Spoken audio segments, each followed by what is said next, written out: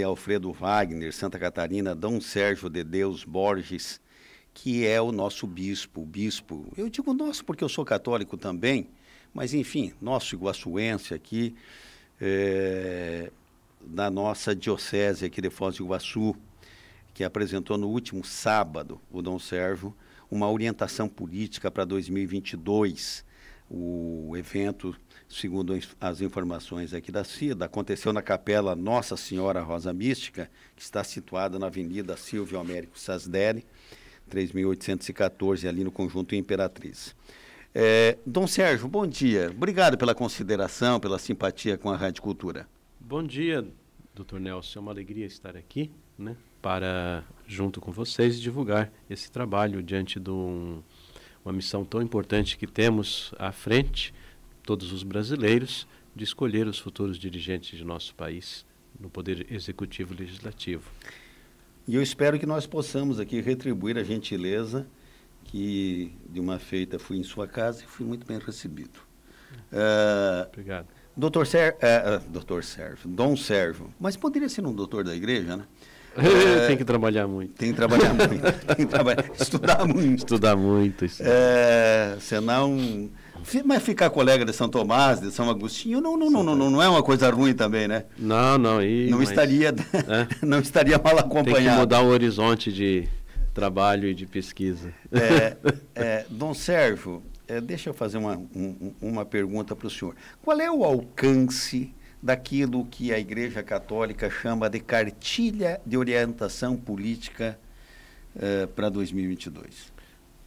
A cartilha de orientação política, ela teve início lá já na década passada, 2008, por ali, aqui no Paraná. É algo próprio aqui do estado do Paraná e que a partir de 2014, 2016, começou também a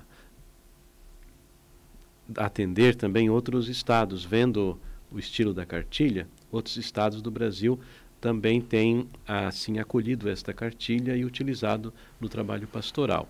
Ela tem assim como alcance principal as lideranças das comunidades.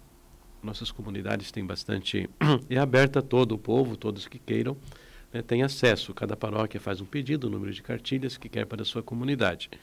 E ela visa, sobretudo, as lideranças que têm esse trabalho de orientação, de condução assim das comunidades, para ajudá-los nesse caminho que temos diante dos olhos, que é escolher aqueles que irão nos representar no parlamento, né, no Brasil e também no poder executivo, ajudando a dar alguns critérios, apresentando alguns critérios para a boa escolha de um candidato que possa representar valores, princípios, né, e também as grandes demandas da sociedade brasileira. Fundamentalmente, quais seriam esses valores, Dom Sérgio, que são defendidos? Tem aqui até a cartilha, numa das páginas, apresenta na página 8, se eu não me engano, para escolher algum candidato, valores. Número 2, aqui, diz: conhecer a história pessoal e familiar do candidato.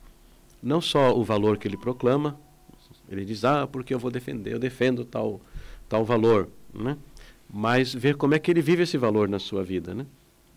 Então, se é uma pessoa íntegra, se é uma pessoa que na sua vida defende a família, na sua vida defende a vida, que defende o bem comum, não só de um grupo, mas de toda a sociedade. Então, esses valores que são fundamentais que a gente precisa ter diante do horizonte de um candidato. Aí nós começamos a analisar um pouco a vida dele, né, e a prática, né, concreta hoje a partir do que ele está apresentando.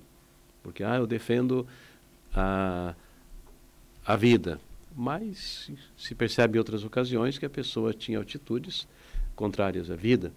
E quando se fala, por exemplo, defender a vida, esse é um valor, a vida desde da concepção até a sua morte, né? Eu defendo a vida de uma criança, mas o idoso, eu não tenho nenhuma política em favor de um idoso, sou a favor de eutanásia e tantas outras coisas, né? Então, nós vemos esses elementos da defesa da vida, por exemplo, em todas as suas etapas. Então, por isso, ver como a pessoa tem enfrentado essa situação, como ela tem vivido, assim, estes valores e o que ela pensa e ela projeta se é uma resposta, a palavra coaduna com aquilo que ela tem vivido. Dom Sérgio, eu não vou perder a oportunidade, eu gostaria que o senhor me matasse uma curiosidade em relação à pessoa do Dom Sérgio. O senhor falou, por exemplo, da vida, né? E o senhor se refere à eutanásia. O Dom Sérgio não admite a eutanásia em momento algum? Não, a igreja, ela não admite a eutanásia. Em momento algum, né? Não. Seja qual for o laudo médico, sim. Qual for a constatação da enfermidade, pouco importa a idade da pessoa, seja lá centenária ou não admite a eutanásia. Se a gente abre uma brecha na caixa d'água, uma hora a caixa d'água estoura. É verdade. Porque hoje a pessoa fala, tal situação pode se permitir. O que vai dizer? Vai relativizando, né? Vai relativizando. Madre Teresa tem uma palavra muito bonita quando ela fala, por exemplo, do aborto. Ela diz assim, se eles são capazes de fazer isso com uma criança inocente, o que não vão fazer comigo, que sou uma velha, quando não me acharem mais útil? Mas o aborto nos contornos da legislação brasileira, Dom Sérgio, qual é a compreensão que o senhor tem disso? A legislação nós respeitamos, mas nós, como católicos, defendemos sempre a vida. 11h57, diga, Nélio. Nesse processo todo de avaliação, de encaminhamento, temos, na verdade, a gente vive, o Nelson disse agora há pouquinho, um processo eleitoral constante, né? A gente sai de um, entra no outro, já está praticamente em andamento o processo eleitoral de 2026. É uma vergonha para o Brasil. Verdade. Já estão discutindo se o Paulo McDonald pode ou não disputar. Esse fato. E há todo um movimento, toda uma conjectura onde isso é negociado, definido. Parece que é uma indústria, né? Cada 2 anos. Exatamente. É um sistema implantado aí que vem com muita força. Nesse sentido, também quem se põe como candidato, ele opta para dizer aquilo que mais interessante lhe parece para um momento. E com isso acaba induzindo, muitas vezes, ao erro, porque ele se apresenta não de uma forma exatamente como ele pensa. Nesse sentido, vou pegar o tema que o senhor abordou agora há pouquinho, por exemplo, do aborto. E quando se usa, normalmente se fatia as coisas, né? Vai se colocando, mas nessa condição, mas nessa outra, né? E a mulher tem direito ao seu corpo, como se o feto fosse igual cortar unha. Tira um pedaço da unha e tá tudo certo. Nesse processo como um todo, que tipo de posicionamento um pouco mais forte pode ter para que não haja apenas um discurso, não, eu sou a favor da vida, e depois, na prática, eu trabalho, por exemplo, pela questão do aborto. Nós temos esse nosso posicionamento como igreja bastante claro, e a gente vê que a maioria do povo também, porque o povo tem aqueles censos, a gente fala census fidelium, census da fé, mas também do direito natural. O povo tem o direito natural e que qualquer mãe protege a sua cria, uma mãe protege o seu filho. E isso a gente vê a luta que uma mãe tem para proteger o seu filho. Parece que o único caso em que temos visto situações graves assim de violação é o caso do ser humano, né? É o ser humano. E alguns países, como nos Estados Unidos, se admite até o 9º mês o aborto em alguns estados. Então isso é uma coisa assim muito grave. Então nós defendemos a vida desde a concepção, em situação em que foi concebida aquela criança. Ela não é culpada da maneira como foi concebida. A Madre Teresa tem uma palavra que ela diz: se você não quer a sua criança, me dê. Eu tenho aonde, né, alguém que pode adotar, eu tenho, né, aonde ajudar essa criança a ter vida. E os cristãos no início da igreja, ali no século II, eles são identificados como aqueles que não matam seus filhos. E cuidavam também dos filhos que os romanos abandonavam porque tinham um defeito físico, alguma coisa. Então acolhiam essas crianças também, né? Então os cristãos têm essa marca desde o início de proteger assim a vida, né? Proteger a vida em todos os seus momentos, em todas as suas etapas. E nós precisamos partir desse princípio, porque senão a gente vai abrindo um caminho para o egoísmo. né? As pessoas falam assim, mas a mulher, ela tem o direito, eu sei, mas então tem tantas situações que poderia se cuidar, né? Eu acho que tem o direito de escolher o estilo de vida, mas tem que assumir as consequências das escolhas que fazemos. A nossa sociedade está virando isso, eu faço escolhas, é um infantilismo assim da sociedade, eu faço escolhas e não quero as consequências da escolha que faço. No caso da hidrocefalia, por exemplo, Dom Sérgio, alguma restrição a isso ou não? Aí é uma discussão séria que se tem, né, dentro da teologia moral, porque daí já não tem o cérebro, né? Exatamente. Então, nesse caso, dentro da teologia moral, há uma discussão sobre isso. Uma vez eu perguntei para um sacerdote que trabalha nesse tema, né, que nesse caso seria permitido, porque a criança já não tem cérebro, não tem vida, né? Ela tem só a parte física, mas ele aconselhava esperar, né, a criança nascer e assim, se não tem perigo para a mãe. Porque para a mãe vai ser um trauma tremendo de fazer um aborto nesse caso, né? Porque ela vai sofrer muito. Então se aguarda nascer e a criança não vai sobreviver porque ela não tem assim o cérebro, né? Dom Sérgio, talvez eu particularmente seja tão proibitivo quanto o senhor em relação ao aborto, mas com algumas compreensões, com alguns senões que em determinadas situações eu até me convenço. Mas quando eu particularmente discuto o aborto, naquela ótica de que meu corpo, minha regra, meu corpo me pertence e tal, eu digo o seguinte, mas quem é que diz que um único ser humano na face da Terra tem o direito, por exemplo, de dizer o seguinte, nós damos sequência na raça humana ou não, né? E quando você tem depois a consequência do valor social, né? O homem é responsável tanto quanto, né? Se faz, se não faz, aí entra a lei, entra uma série de discussões, né?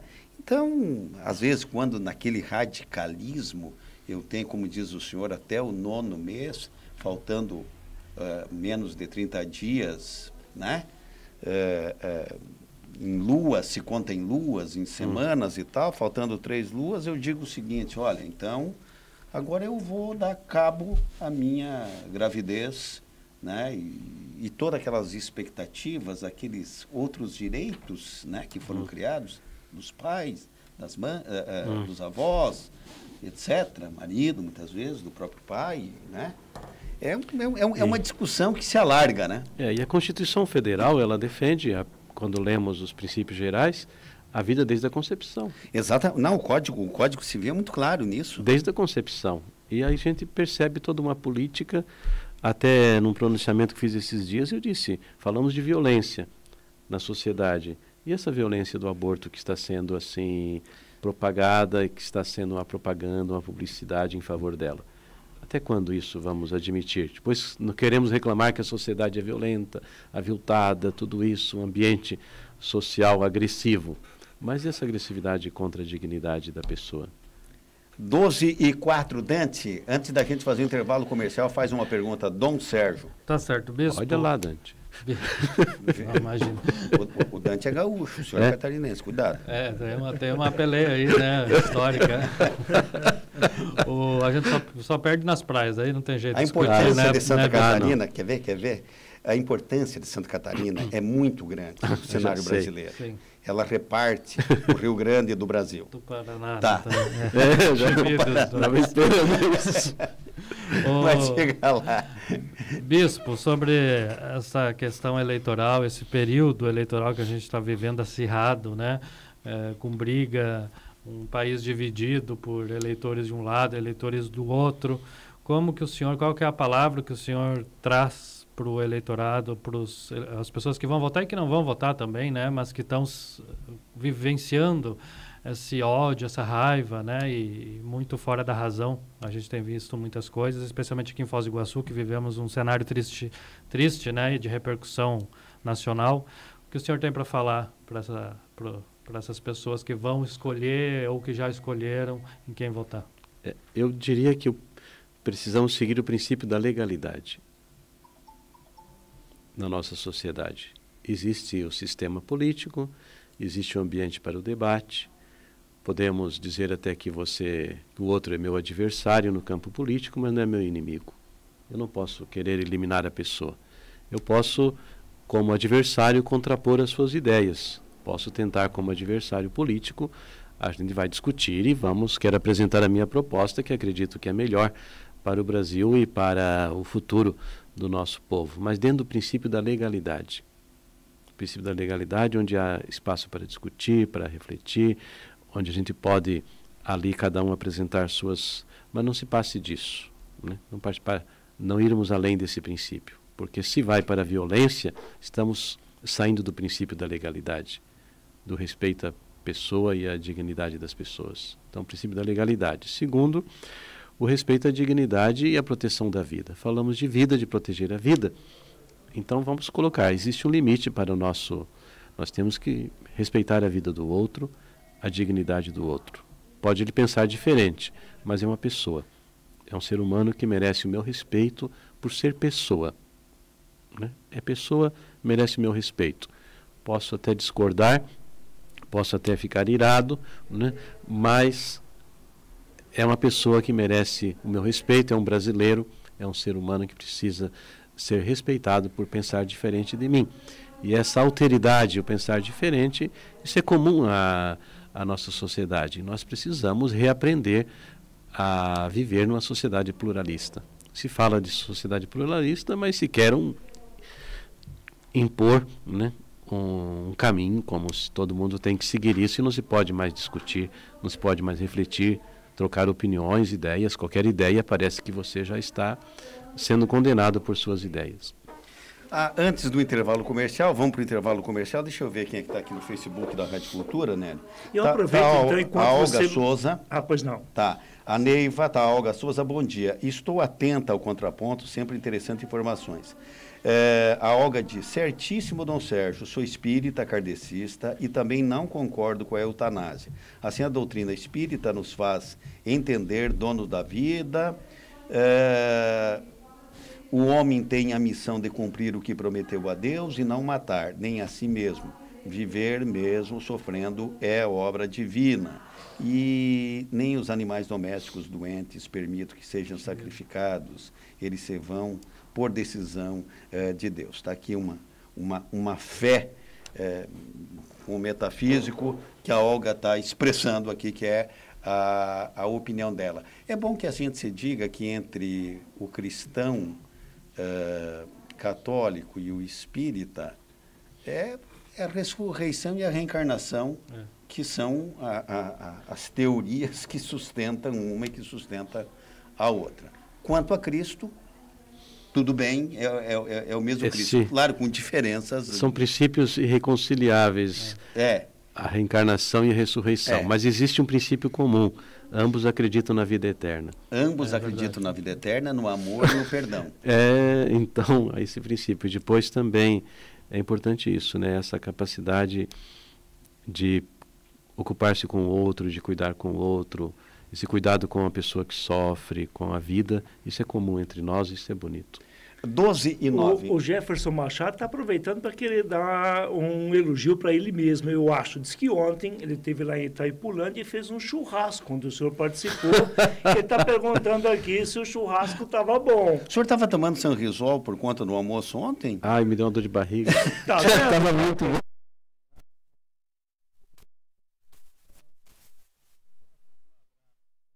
Disse que estava gostoso o almoço. 12:09. Vamos para um pequeno intervalo e nós voltamos ouvindo Dom Sérgio de Deus Borges, bispo de Foz do Iguaçu.